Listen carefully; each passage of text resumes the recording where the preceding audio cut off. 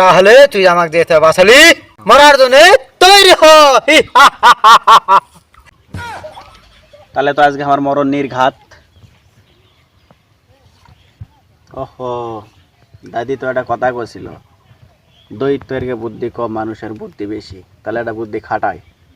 দৈত্য, আমি মরার জন্য প্রস্তুত, কিন্তু আমার সন্দেহ হচ্ছে তুমি এত বড় একটা দেহ নিয়ে এই কলসির ভিতর ক্যাঙ্গা করে আসছিলা।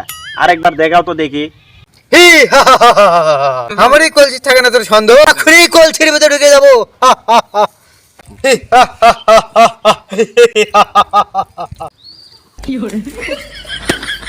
এখন বাড়াত তো দৈত্য, দেখি এখন বাড়া, তোর সব বুদ্ধি শেষ।